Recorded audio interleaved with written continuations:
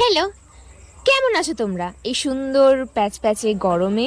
আমি এই গরমে পরার জন্য কমফর্টেবল কিছু এনেছি, টুকটাক কিছু এনেছি, চলো দেখাই।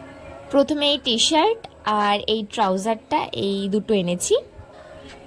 আর এই দুটো হাফ প্যান্ট এনেছি বয়েজ সেকশন থেকে। চলো পরে দেখাই।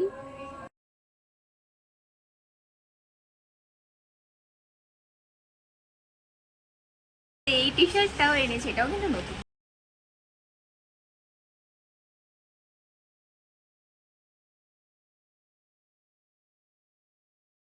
সব গরমে জামা আনিনি, একটা ভালো জামাও এনেছি, দেখবে? দেখাই। এটা জুডিও থেকে নেওয়া।